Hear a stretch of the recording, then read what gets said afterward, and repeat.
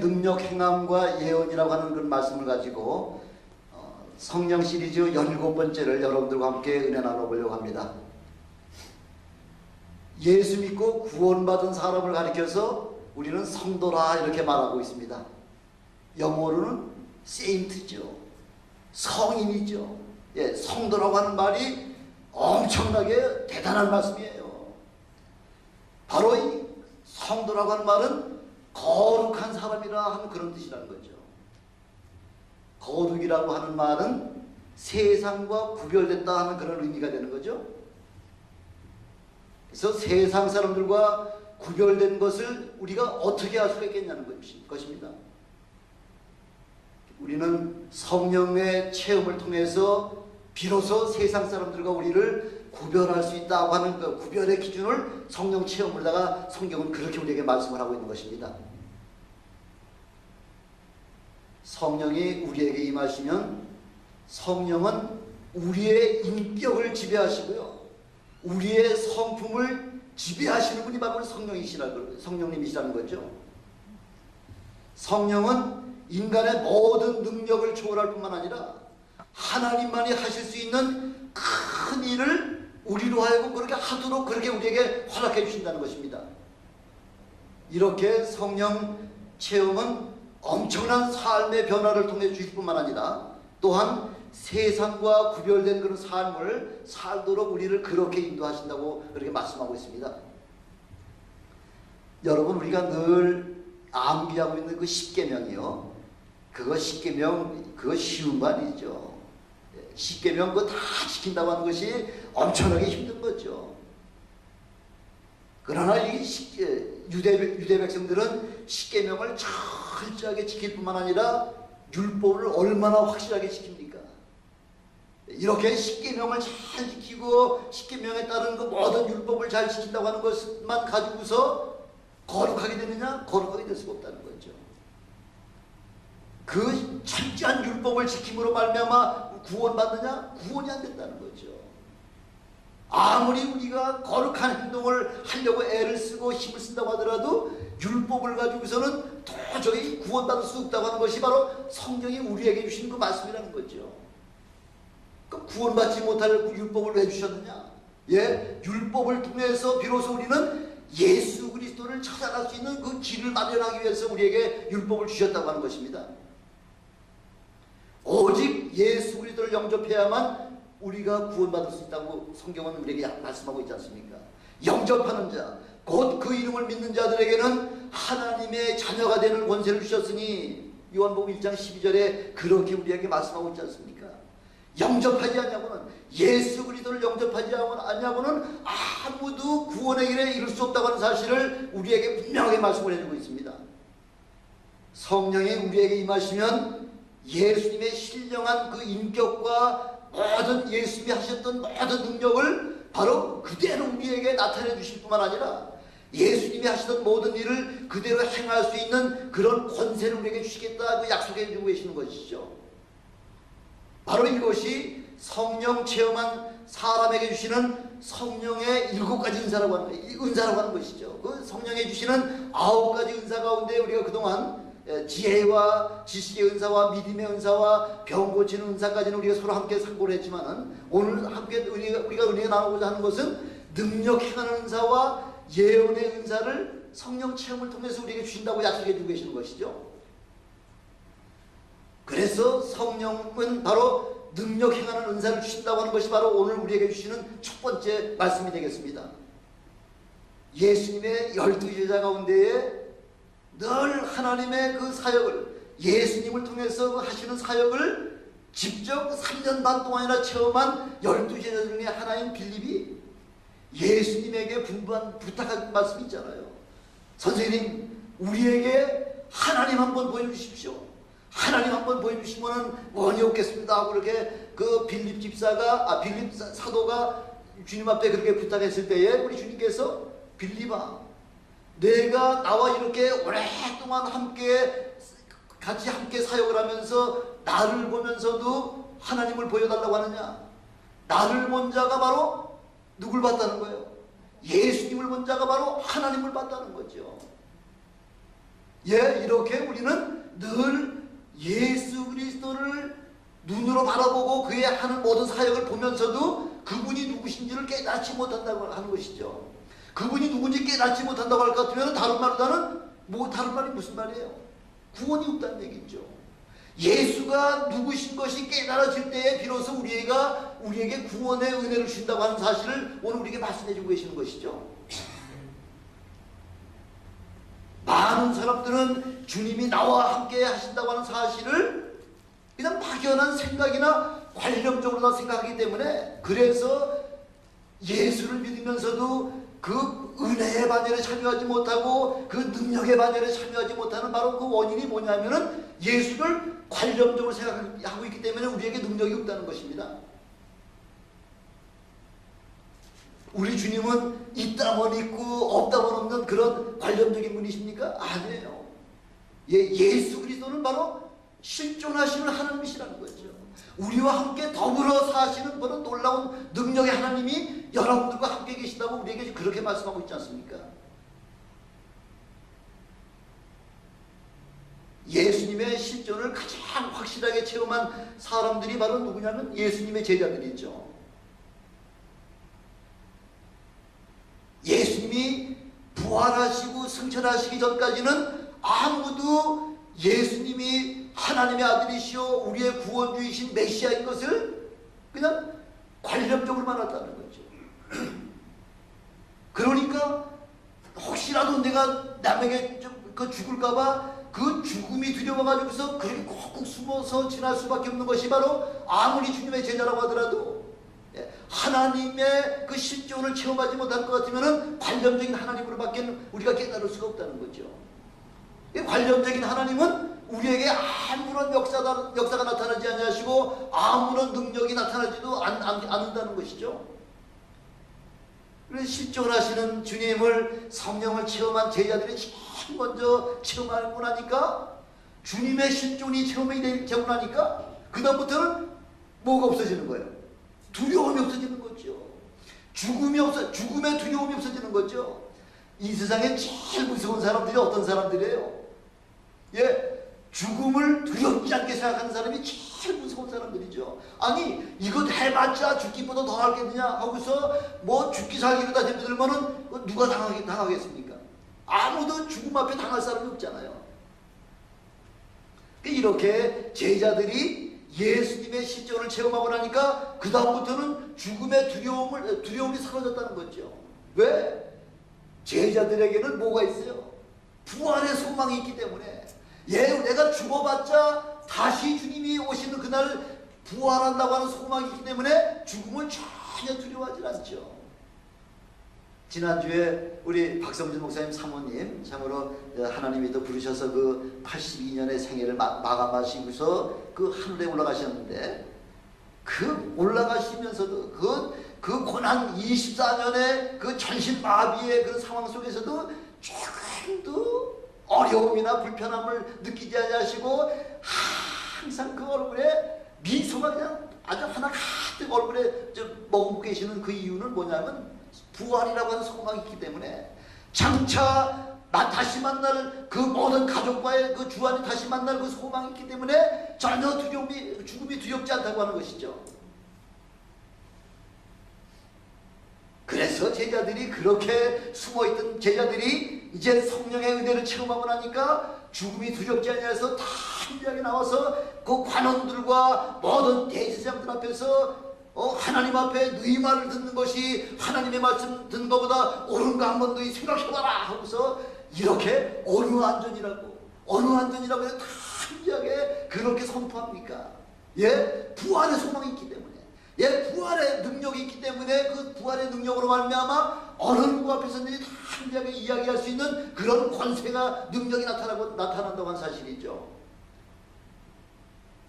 그래서 지금 베드로와 요한이 지금 제3시 하나님 앞에 기도하러 갈 시간에 성전을 들어가는데, 나면서부터 안들뱅이가 그 성전 미문 앞에 앉아가지고 들어가고 나가는 그 사람들에게 동냥을 해서 먹고 사는 사람이, 그날도 베드로와 요한에게 뭐 한 푼 좀 동정을 좀 받을까 해가지고서 내게 좀 동정을 하시죠 하고서 이야기할 때에 베드로가 한 얘기가 뭡니까? 내게 은과 금은 없지만은 내게 있는 것 곧 나사렛 예수 그리스도 이름으로 명하노니 일어나 걸어라 하면서 손을 잡아가지고 일으키니까 발과 발목에 힘이 생겨가지고요.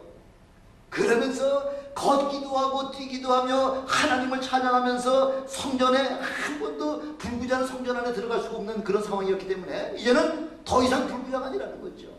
예, 하나님께로부터 깨끗하게 회복받은 그 몸을 가지고서 하나님을 찬양하며 성전 안에 들어가면서 그렇게 하나님 앞에 영광 돌리는 바로 그 담대함이라고 하는 것은 바로 능력의 그 놀라운 사실을 사도 바울이 제일 처음, 사도 베드로가 제일 처음 이렇게 예수님을 떠나보내고 승천하시고 난 이후에 제일 처음 그 기사와 이적을 체험한 사건이 바로 안질병을 일으킨 사건이지 않습니까?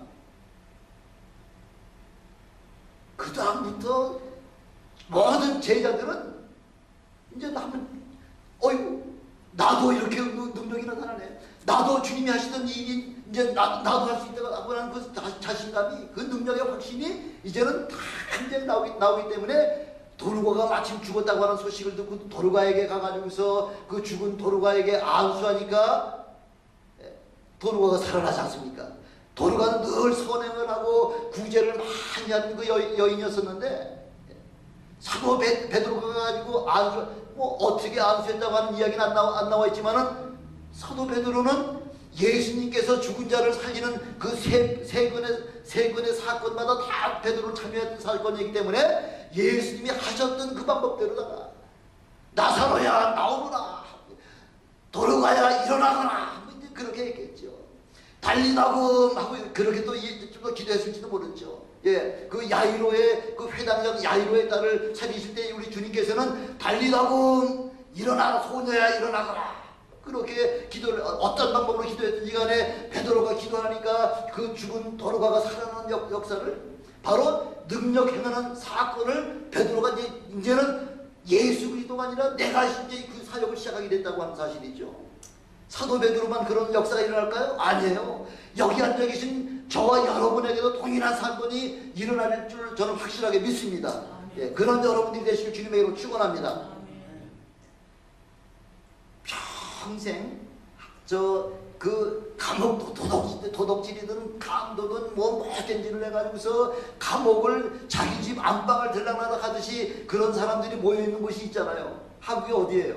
청송이라고 하는데 이제 대구 옆에 그 청송이라고 하는 그 청송 감호소는 아주 죄질이 악해가지고 그냥 더 이상 구제할 그 뭐 가능성이 조금도 없다고 하는 그런 개수들만 모아놓고 있는 데가 청송 감호소거든요. 그러니까 이 감호소에 있는 그 죄인들은 이제 세상에 나갈 소망이 없으니까 아주 그냥 마음이 아주 강팍할 대로 강팍해지고 악할 대로 악해져 가지고요. 그런데 감호소 안에 들어가가지고서 교도관들과 서로 신경전을 하는 거죠. 기싸움을 하는 거죠. 어떻게 하든지 그 교도관들의 그 관섭을 받지 않냐고 마음껏 거기서 그 감옥 안에서나마도 마음껏 행동하려고 그 간수들하고 영적인 그런 그 기싸움을 하고 있을 때요. 얼마나 그게 참으로 그 사람들의 마음이 강팍하면요. 그 사람의 강팍한 마음이 사람의 마음보다가 그 강팍한 마음을 고쳐질 수가 있겠습니까? 안 되죠. 뭐 웬만한 사람들은 고칠 수 있겠지만은 청송감호소에서 그 엄청난 그 죄악과 싸우고 모든 그 엄청난 그 범죄를 저지르는 사람들의 그 강팍한 마음을 변화시킨다고 하는 것은 참 하늘의 별따기죠. 그러니까 그 죄수들이 통제가 되겠습니까? 통제가 안 되니까 교도소 안에 기강이 바로 서겠냐는 거죠. 기강이 서질 않으니까 권위가 인정이 되질 않죠. 아무리 통제하려고 하면은 통제하는 것만큼 더 반발이 일어나기 때문에 아무도 그 죄수를 감당하지 못해가지고서 그래서 몽둥이로다가 그냥 서로 어떻게 아주 바울을 죽이도록 그렇게 때려가지고서 사람을 고치려고 하니까 그게 매가지고서 해결이 된다는 거죠. 그러니까 그 간수들이 보기 싫다고 해가지고 보기 싫으니까 이 바늘을 가지고서 가만 실가지고 눈을 여기 양쪽 눈을 다 꼬매고요. 보기 싫으니까 보기 싫다는 거죠. 그게 보기 싫을 정도가 아니고 이제 너하고 대화하기도 싫다고 해가지고서 여기를 이 바늘로다가 푹 찔러가지고서 이 까만 씨로다가 이불 다 봉해가지고요 더 이상 먹지 않고 죽어버리겠다는 거죠. 아니 그런 사람을 무슨 재간으로다가 그 사람들의 영혼을 변화시킬 수가 있겠냐는 거죠. 그러다가 어느 날 그 교도소 중에 그 박효진 장로라고 하는 사람, 그 당시 뭐 장로가 아니고서 이제 교도관인데 그 사람이 예수 그리스도의 복음을 가지고서 죄수 앞에 무릎을 꿇고서 내가 잘못했으니 나 용서해다오. 예수부터 이름다가 용서했을 때 그 죄수의 마음이 변화가 돼가지고서 그 청송나무소 전체를 갖다가 완전히 복음의 그런 구원의 역사로다가 그 역사가 일어났다고 한 사실을 그분의 그 박효진 장로님 간증을 통해서도 우리가 들었고 책을 통해서도 여러분 다 보시지 않았습니까? 예수 그리스도의 복음 이외에는 다른 방법으로다가는 우리 사람의 영혼을 변화시킬 수가 없다는 거죠. 얼마나 사람들이 아꼈으면은 그냥 그 배를 자기 자해해가지고 배를 근다는 게 조금만 그어서 피가 좀 나오게 했는데 너무 깊이 이렇게 칼로다가 그 배를 그어가지고서 창자가 튀어나와가지고요. 창자를 어깨 위에다가 둘러매고서 그 교도소 안에 뭐 몇 바퀴 돌면서 동해물과 백두산이 애국가를 부르다가 3절까지 부르다가 그냥 쓰러졌다 그러잖아요. 그러고서 깨어나고 난 다음에 한 소리가 뭐냐면은 4절까지 못 부르고 쓰러진 게 천추의 한이다 이렇게 얘기할 정도로 이렇게 깜빡한 사람들이라고 하더라도 예수 그리스도의 복음으로 말미암아 그 영혼들이 변화가 될 수 있다는 거죠. 이렇게 복음은 엄청난 능력의 파워가 있다는 것입니다. 바로 성령은 생각 속의 존재가 아니라 바로 실존이라는 거죠. 바로 예수님께서 보내주신 성령은 예수님의 성품과 능력을 그대로 우리에게 주신 바로 역사가 바로 성령의 역사라고 하는 것이죠. 성령이 우리 안에 들어오시면은 그때부터는 예수 그리스도께서 자기 일을 우리 가운데서 행하신다는 거죠. 예수님의 자기 일을 행하신다는 거죠. 누구 안에서? 내 안에서. 그래서 인간이 할 수 없는 것을 하나님은 우리 속에서 역사하시는 바로 능력이 바로 성령의 역사라고 하는 것입니다. 우리 믿는 사람들도요, 뭐 믿지 아니하는 사람들은 뭐 얘기할 필요가 없겠지만 우리 믿음 안에 있는 사람들도 종종 예수님의 이적을 갖다가 기적으로다가 이렇게 이야기하는 사람들이 종종 있죠. 왜 영어 성경에는 그냥 미라클이라고 되어 있기 때문에 뭐 기적이나 이적이나 그게 뭐 비슷비슷한 말 아니냐 이렇게 얘기하지만은 신학적인 의미에서 엄청나게 다르다는 거죠. 왜 기적이라고 하는 것은 요행이에요, 요행.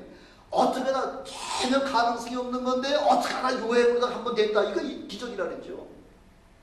또 우연히 나타난 것을 말할 때에 기적이라고 이야기합니다만은 그러나 그 기적에는 모든 사람이 같이 누릴 수 있는 보편성이 없다는 거죠.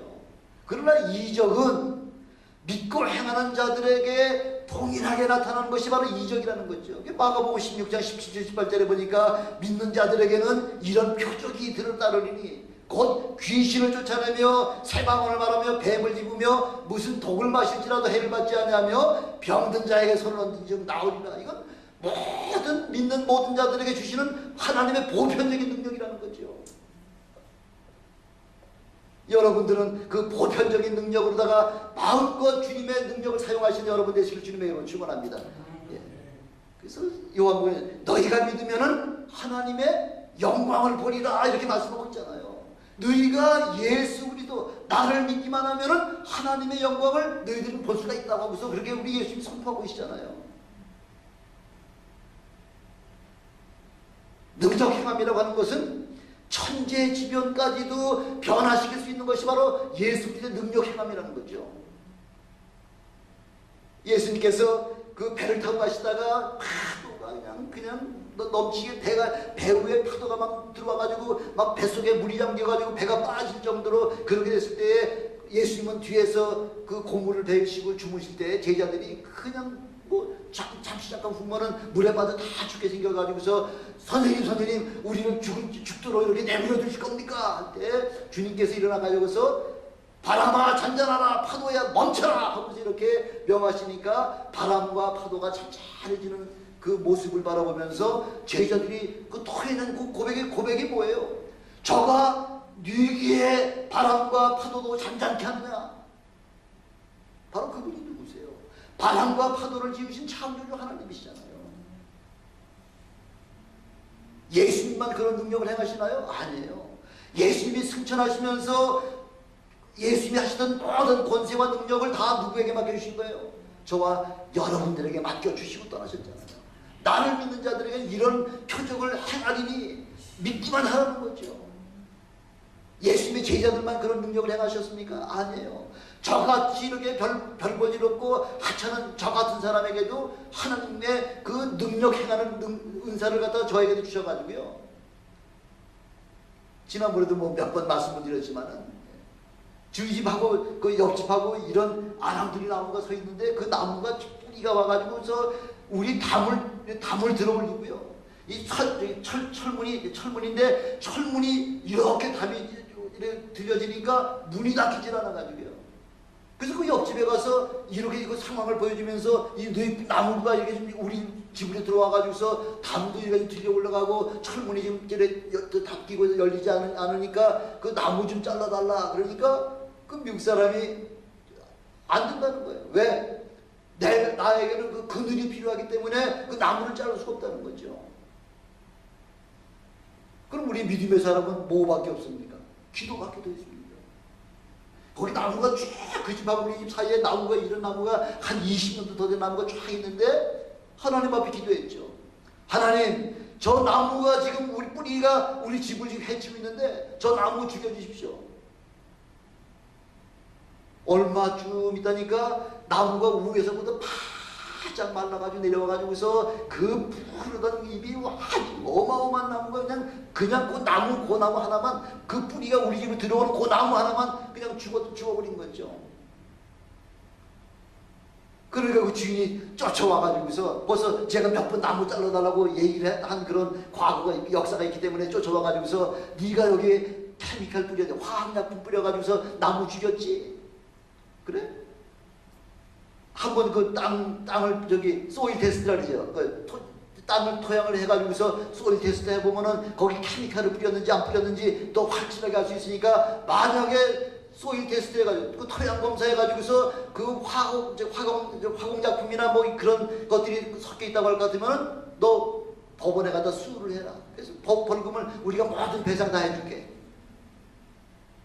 하나님은 이렇게 믿음의 사람들의 기도와 가지고는 필요할 때는 반드시 응답해 주시는 그런 능력의 하나님이심을 체험하시기를 주님의 이름으로 축원합니다. 아멘. 이렇게 성도의 믿음과 기도는 능력을 행할 수가 있다는 거죠. 그 모든 기준을 내 자신의 생각과 내 자신의 지식과 내 자신의 경험에다가 그 기준을 두지 말라는 거죠. 우리 기준 가지고는 더 되질 않지만은 그 모든 기준을 하나님의 말씀에다가 기준을 두고 하나님 앞에 구하고 간구하라고 하라는 것이죠. 믿고 순종하면은 능치 못할 일이 결단코 없다고 하는 사실을 그걸 우리에게 말씀해 주고 계시는 겁니다. 여의도 순복음교에서 어떤 집사 한 분이 이제 오셨었는데 24시간 동안 자기 얘기만 하다가 그냥 집에 가기 바로 직전에 저한테 30분하고 저한테 훈련을 받았습니다. 저한테 마지막으로 예배 한 번 좀 드려주십시오. 집사가 이제 24시간 동안 목사한테 설교하고 나니까 좀 미안했는지 뭐 예배 한 번 좀 드려주십시오 해가지고서 30분 예배 드리고 30분 동안 그 말씀 훈련을 30분 시키고서 내보냈는데요. 그 이경수 집사라고 하는 사람이 지금 서울 가가지고 어마어마한 지금 사역을 하고 있습니다. 엄청난 사역이에요. 뭐 하다못해 사도 바울이 쓰던 그 앞치마하고 수건을 병든 자에게 얹어만 놔도 병이 떠나가듯이 이 사람도 지금 자기 수건 가지고 병자에게 암병 환자에게 머리에 얹어만 놔도 그냥 병이 다 낫는 이런 엄청난 역사가 나타나기 시작해가지고요. 이분이 그 무슨 기도원이 예, 오살리 기도원에 가서 한번 그 오살리 기도원 그 목사님한테 얘기했더니 그 오살리 기도원에서 간증 한 번 한 것이 전국에서 올라오신 그 목사님들한테 그 소식이 들려가지고서 지금 이 교회 저 교회 좀 다니면서 간증을 하고 다니잖아요. 당신도 고칠 수 있습니다. 당신도 능력 행할 수 있습니다 할 때 아이 그런 거야 우리 조영기 목사님 같은 분이나 하시지 나 같은 게 어떻게 합니까? 예, 당신도 할 수 있습니다. 예, 그분이 하시는 거, 그분 30분 교육받고서 가가지고서 그런 사역을 하실 것 같으면 여러분들은 얼마든지 하실 수 있습니다. 그런 능력의 사람이 되시기를 다시 한번 주님의 이름으로 축원합니다. 예, 성령을 제한하지 말라는 거예요. 믿음을 제한하지 말라는 거예요. 여러분 생각이 많은 생각에다가 거기에 틀에다가 맞추지 말라는 거죠. 예, 우리 하나님은 그 틀에 얽매이는 하나님이 아니라 얼마든지 자유하게 여러분들의 소원과 간구를 응답하시는 하나님, 그런 하나님을 체험하시기를 주님의 이름으로 다시 한번 축원합니다. 성령께서 일하시도록 그렇게 그분에게 모든 자리를 양보해 드리라는 거예요. 여긴 내 자리요 하고서 기득권 가지고 가지 말고요. 주여 여기 모셔서 나를 위해서 대신 저 일을 해 사역해 주시옵소서 하고 그렇게 주님 앞에 맡길 때 우리 하나님은 그렇게 우리의 기도를 응답해 주신다는 것이죠. 두 번째, 성령은 예언의 은사를 주신다 그래 말씀합니다. 예언의 은사. 성령은 지난번에도 계속해서 말씀하고 있잖아요. 성령은 하나님의 깊은 것이라도 다 아신다는 거죠. 그렇기 때문에 하나님의 생각을 하시고 하나님의 계획을 성령을 체험하게 되면은 성령께서 하나님의 계획을 우리에게 말씀을 전해주신다는 거예요. 그게 바로 뭐예요? 그게 예언이잖아요. 하나님의 계획이 어제 오늘 일어났던 사건이 아니라 벌써 하나님의 계획은 창세 전부터 이미 계획이 다 마스터 플랜이 있어가지고요. 그대로 우리는 그 계획에 따라 순종하면 나가기만 하면 하나님의 능력을 체험하게 되는 거죠. 그 예언이라고 하는 말은 기독교에서 가장 중요한 용어죠. 왜? 이 예언이 없이는 우리의 믿음이 있을 수가 없으며 이 예언이 없으면 기독교 자체가 존립이 존재 자체가 없어지게 되는 것이죠. 바로 예언은 만세전에 우리 하나님이 작성하신 하나님의 뜻을 세상에 선포하는 것이 바로 그 예언이에요. 이 구약 성경이나 신약 성경 전체가 이 하나님의 말씀이기 때문에 바로 이 예언, 이 말씀 전체가 하나님의 예언이라는 거죠.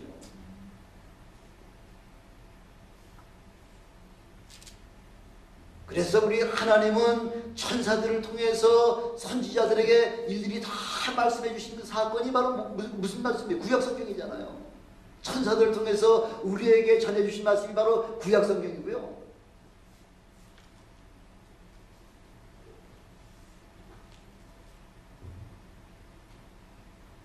이 구약 성경은 무슨 말씀이에요? 어떤 내용이 들어있을까요? 아브라함이 100세에 낳은 아들 이삭을 죽인 사건에 대해서 뭐 아브라함에 관한 이야기만 나와 있습니까? 아니에요. 하나님께서는 아브라함을 통해서 지금 누구를 말씀하고 계시는 거예요? 예수를 계시는 거예요. 이삭에 관해서 이야기하시는 것이 아니라 우리 하나님은 구약을 선지자를 통해서 이삭을 통해서 바로 우리 예수 그리스도를 말씀해 주고 계시는 거죠. 그래서 이삭은 예수 그리스도의 뭐라 그래요? 표상이다 이렇게 얘기하는 거죠. 장차 오실 예수 그리스도의 표상이 바로 이삭이라고 하는 거죠. 그래서 창세기부터 말라기서까지 쭉 나오는 모든 이야기가 시편은 다윗이 거의 3분의 2 정도를 다윗이 기록을 했잖아요. 다윗에 관한 이야기입니까? 아니에요. 다윗이 장차 오실 예수 그리스도에 관한 예언을 사도 다윗을 통해서 그렇게 시편으로다가 그렇게 우리에게 말씀해 주신 그 말씀이 바로 예언의 말씀이라는 거죠. 말라기 4장 제일 마지막 그 4장의 그 5절 6절이 마지막 절인데 보라 여호와의 크고 두려운 날이 이르기 전에 선지 엘리야를 통해서 아버지의 마음을 그 아들에게 아들의 마음을 그 아버지에게 증거해 주시려고 그 중간에 일 역할을 해주시려고 마지막에 선지 엘리야를 보내주시겠다 약속하고 계시잖아요. 누구예요? 누구 얘기하는 거예요? 사도 세례 요한을 얘기하는 거죠. 그래서 아버지의 마음을 그 아들을 통해서 우리에게 증거해 주시고요. 그 아들을 통해서 하나님 아버지의 마음을 알게 하시려고 그렇게 마지막 때에 예수 그리스도를 이 땅에 보내주실 것을 이미 예언해 준 말씀이 말라기서잖아요. 죄로 말미암아 하나님과 멀어진 죄인들을 하나님과 화목케 하시려고 오신 분이 바로 우리 주님이시지 않습니까? 레위기 17장에 보니까 육체의 생명이 어디 있다고요? 피에 있다고 말씀하고 있잖아요.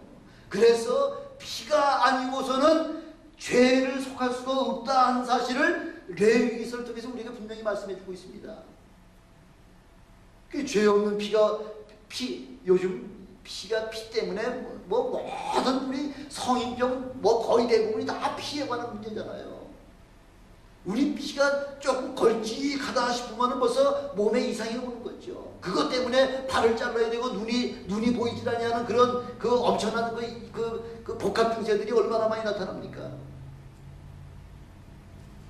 사람의 죄의 문제를 해결하려면 죄 없는 깨끗한 피로 해야지만 우리 죄의 문제를 깨끗하게 실 수가 있는데 이 세상에 죄 없는 피가 어디 있습니까? 그래서 한숨씩 하나님께서 우리와 똑같은 죄인의 형상을 가지고서 몸을 입고서 이 땅에 오셔서 그 죄 없는 피를 통해서 우리를 구원해 주시려고 이 땅에 오셨다고 하는 사실을 우리는 너무나 잘 알고 있지 않습니까? 그 모든 것들이 이미 창세전에 하나님께서 이미 다 예언해 놓으셨다는 거예요. 준비해 놓으셨다는 거죠. 그래서 창세기 3장 22절에 보니까 아담이 범죄하고 난 다음에 벌써 삼위 하나님께서 나타나셔가지고서 아담아 내가 왜 이런 죄를 저질렀냐고서 아담한테 책망하기 시작하잖아요. 하나님이 내게 주셔서 나와 함께 살게 하는 바로 이 하와를 통해 하와가 나를 그렇게 유혹을 해서 그래서 내가 죄를 졌습니다 하고 자꾸 그렇게 남에게 죄를 전가하지 않습니까? 그때에 하나님께서 뭐라고 말씀하시냐면 보라 이 사람이 선악을 아는 일에 우리 중 하나같이 되었다는 거죠. 하나님이 그렇게 말씀하세요. 우리 중 하나같이 되었다는 얘기예요. 그게 무슨 말씀이에요? 성부, 성자, 성령 삼위 중 한 분같이 됐다는 거죠. 어느 분같이 됐을까요? 아담이 예수님같이 된 거예요. 우리 중 하나라면 죽을 수밖에 없는 사람이 누구밖에 없어요. 예수님밖에 없잖아요. 벌써 이미 예수님께서는 육신의 몸을 입고 이 땅에 오셔서 우리 모든 죄의 문제를 해결해 주시려고 이미 하나님께서 창세전에 이미 예비해 놓으셨다는 거죠. 그 하나님의 계획에 따라서 우리 중 하나같이 죽고 사는 문제가 바로 이 아담에게 이루어졌다는 것이죠. 그래서 그 피 우리 중 하나같이 돼가지고 다시 죽었다가 살아야 될 아담이요. 아담이 에덴 동산 안에는 좀 선악과 먹었지만 아직 뭐는 남아있어요?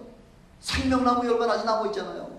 그러면 생명나무 열매를 따먹게 되면은 죄 중에 영생할까봐, 죄 가운데 영생하게 되면은 인간을 구원할 수 있는 하나님의 마스터 플랜이 다 망가지게 되기 때문에 그래서 급히 그냥 아담을 에덴 동산 바깥으로 내쫓아버린 거예요. 왜? 그 죄 가운데 생명나무 열매를 맺으면 영원토록 죄인이기 때문에 영원토록 죄인이면 인간을 구원할 수가 없잖아요. 바로 이것이 하나님의 사랑이라는 거죠.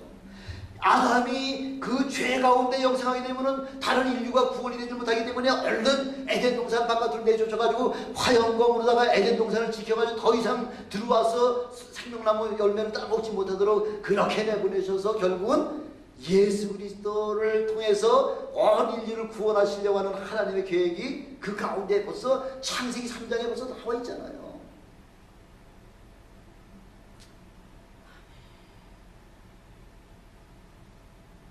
예언이라고 하면 우리 특별히 앞으로 되어진 일들만 가지고서 예언이라고 이야기하잖아요. 근데 성경에서는요, 모세는 벌써 창세한 이후에 한참 뒤에 이제 태어난 사람이 모세잖아요.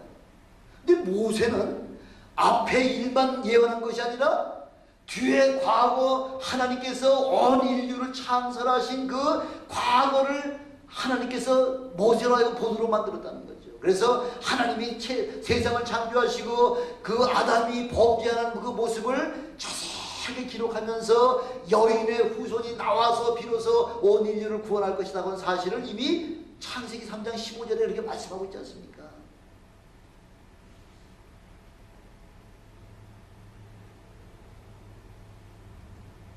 그래서 어떤 사람들, 특별히 믿음이 없는 사람들은 예수님에 대해서 여러 가지로 판단한다는 거죠.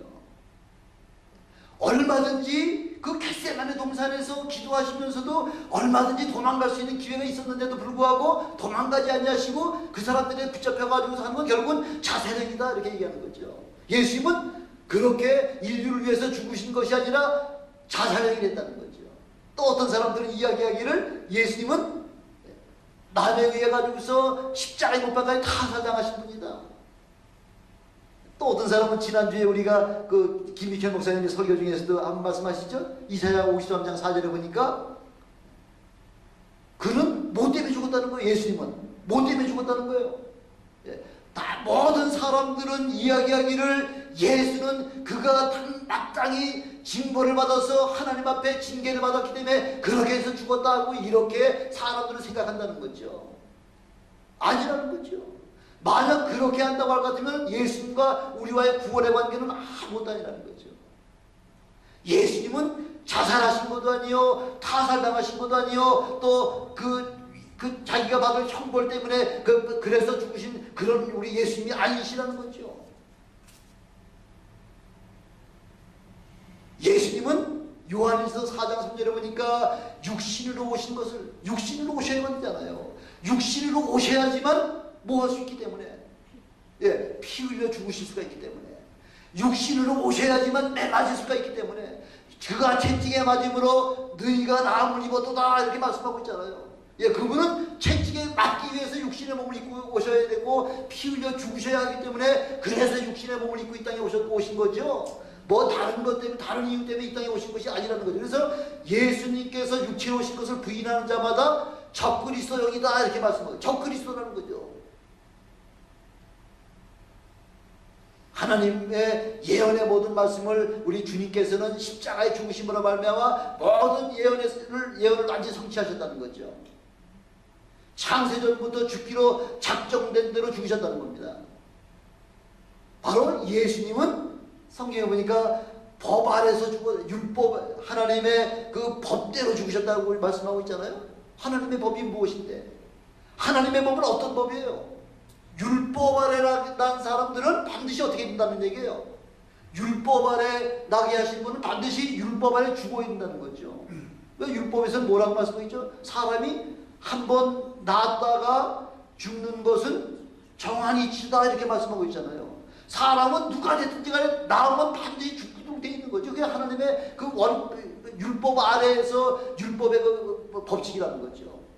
그래서 예수님께서 율법이 있기 전에 오신 것이 아니라 율법이 있은 다음에 육신의 몸을 입고 오셔서 육신의 몸을 입고 왔으니까 육으로 왔으니까 흙으로 돌아가야 되기 때문에 그래서 십자가에 죽으셨다는 것이죠.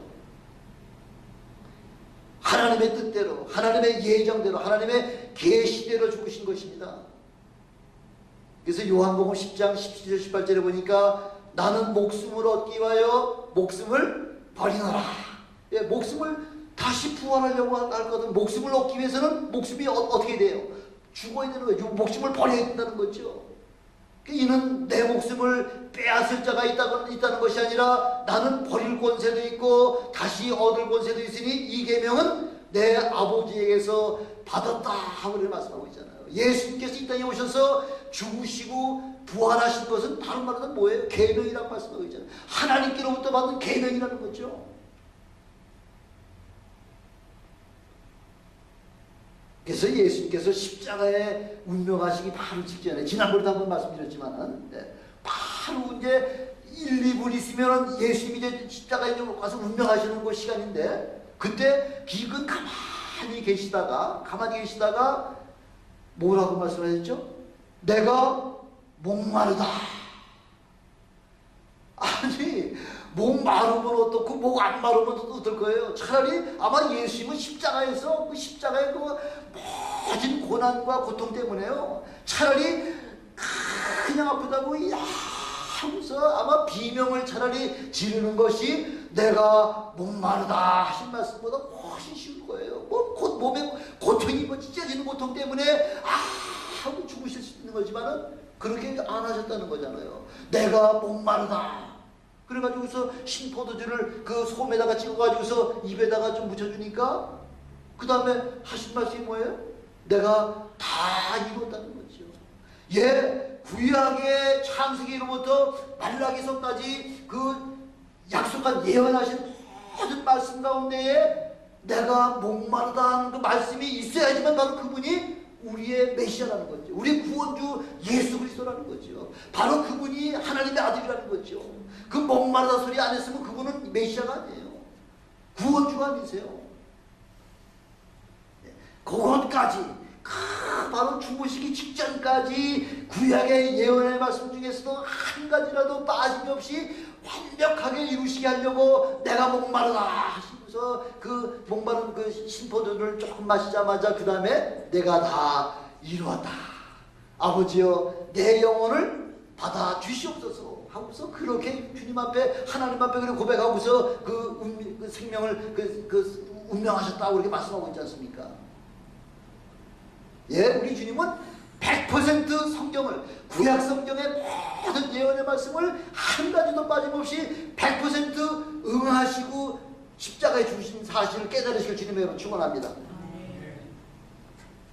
구약의 예언의 그 예수님에 관한 예언들의 말씀은 뭐 100가지 200가지가 아니에요. 1000가지 2000가지가 아니에요. 어떤 성경학자들은 약 한 3만여 가지의 그 구약의 예언의 말씀을 우리 주님께서 다 이루셨다는 거죠.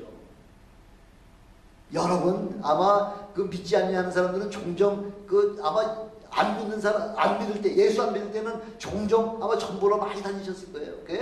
그 점쟁이가 한 서너 가지만 내 거 꼭 집어가지고 얘기하면 야 그 점쟁이 뭐 용하다 그래서 그냥 구름대까지 사람이 올리잖아요. 한 서너 가지만 한 우리 삶 가운데 한 7, 8가지만 맞췄다고 할 것 같으면 뭐 대단할 겁니다. 근데 우리 예수님은요 이 구약 성경에 예수님 한 분에 대한 그 예언의 말씀이 약 3만여 가지가 된다는 거죠. 그 3만여 가지가 다 완전히 이루시고서 이 생애를 맞추셨다는 거죠.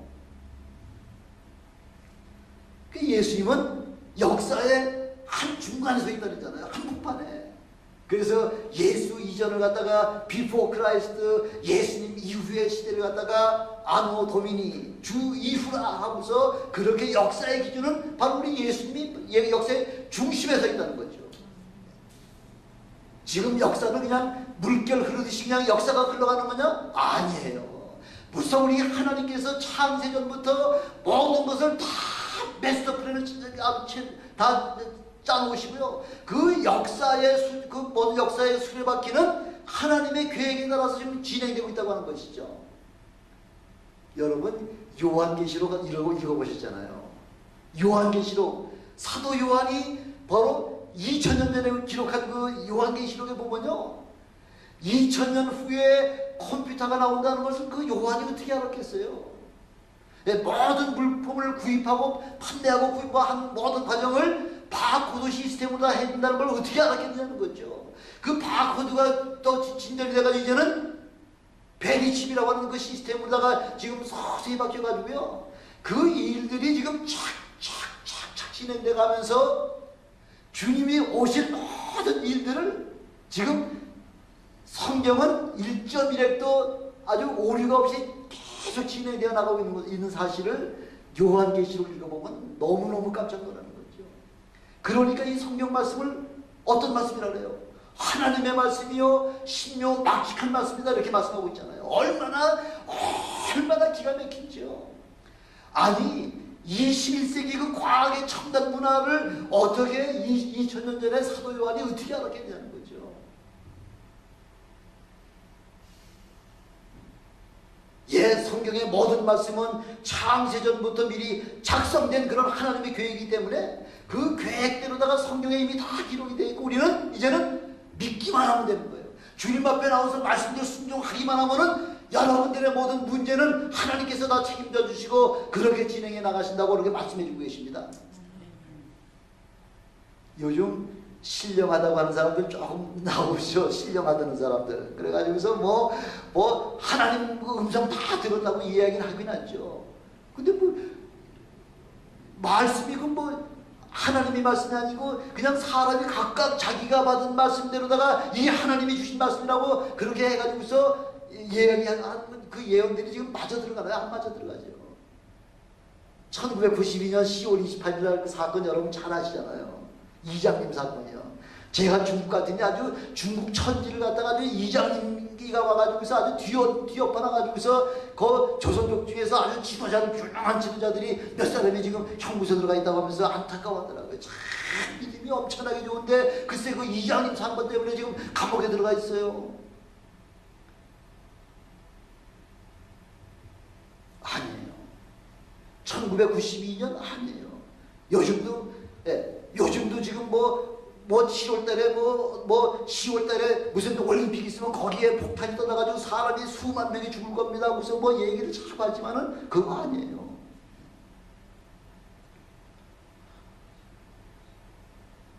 우리의 신앙은 어떤 신앙이어야 돼요? 오늘이 내 생애의 마지막이다 이런 마음가짐으로 살 것 같으면은 틀림없죠. 오늘 밤이 내 생애의 마지막이라고 하는데 대충 그럭저럭 살 수 있습니까? 아니죠. 뭐 잘못한 거 있으면 잘못한 거 다 회개하고요. 남에게 빚진 거 있으면 그거 다 정리하고서 그러고서 우리 마지막을 맞이할 그 준비가 돼 있잖아요. 이렇게 우리의 삶이 오늘이 내 생애의 마지막이라고 하는 그런 신앙으로 사시는 여러분 되시기를 주님의 이름으로 축원합니다. 그날과 그 시는 아버지의 권한에 두셨으니 너희들 알 바 아니라는 거예요. 너희들이 그거 언제 오시는 거 알면 뭐해? 속히 오신다는 것만 알면 되는 거예요. 그래서 깨어서 기도하기만 하면 되는 거예요. 말씀대로 순종하기만 하면 되는 거예요. 그 나머지는 우리 하나님이 책임져 주신다는 거죠. 너희 알 바가 아니라는 거죠. 천사도 모르고 아들도 모른다고 우리에게 말씀하고 있지 않습니까? 아니 아들도 모르고 천사도 모르는데 그거 꼭 언제 오시는 거 그거 알 필요가 뭐가 있겠어요? 금방 속히 오신다고 하는 사실만 깨달으시길 주님의 이름으로 축원합니다. 그것만 하면 성경만 다 붙잡고 있으면요. 말씀대로 살겠습니다. 이것만 붙잡고 있으면 뭐 틀림없는 거죠. 여러분 우리 주님 오시는 그날 여러분 다 들림 받아서 그날 거기서 그날 아침 거기에서 만나실 여러분 되시길 주님의 이름으로 축원합니다. 언제 오시든 상관없습니다. 주님의 뜻대로 살려고 하는 사람에게는 주님의 삶만 우리에게 예비되어 있다 하고서 이렇게 말씀하고 있죠. 그러니까 우리 기왕에 예수 믿을 바에는 능력 있는 삶, 능력 있는 그런 주님이 하시는 그 일들을 여러분 모두가 담당하시다가 주님 오시는 그날 잘했다 칭찬받는 그런 여러분 되시길 바랍니다. 또한 주님의 말씀, 이게 바로 예언의 말씀이라는 거죠. 이 예언의 말씀만 이것만 하나 완전하게 잘 우리가 붙잡고 있으면, 그래서 제가 밤낮 여러분들에게 권면한 말씀이 뭐예요? 금년에 최소한도 성경은 3번은 읽으십시오. 성경 뭘 알아야지 믿든지 자시든지 하지. 알아야지, 뭘 알아야지. 그 알려면 어떻게 되는 거예요? 성경밖에 없다는 거죠. 그저께도 어떤 제가 말씀 들었는데 요즘 성경을 창세기부터 쭉 읽다가 지금 신약 성경 들어왔다고 얘기하시대요. 참 꿀송이 같죠. 너무너무 닮죠. 구약하고 신약하고 맞춰보면은 짝이 안 맞는 게 하나도 없을 만큼. 어떻게 1600년 그 어간이라고 긴 세월 동안 하나님의 그 선지자들이 40여 명의 선지자들이 하나님의 말씀을 그 예언의 말씀을 기록했는데 한 문으로 묶어놔 보니까 예수 그리스도에 관한 그 정확한 예언이 딱 들어갔잖아요. 100년만 우리가 서로 달라져도요, 한국에서 떠나온 지 30년만 돼도 요즘 한국에서 사용하는 젊은 사람 용어를 우리가 알지 못하는데 1600년 어간에 걸쳐서 기록한 성경의 말씀이 1.1헥토로 오류가 없이 완벽하게 예수 그리스도의 참으로 그 사역에 대해서 기록한 그 사실을 보면은, 그러면 우리가 안 믿을 수가 없죠. 안 믿는 게 이상하죠. 그 의심하는 게 차라리 이상하죠. 여러분 성경을 통해서 은혜가 넘치시고 감사가 넘치시고 기쁨이 넘치시는 여러분 되시길 주님의 이름으로 축원합니다. 기도하시겠습니다. 전능하신 아버지,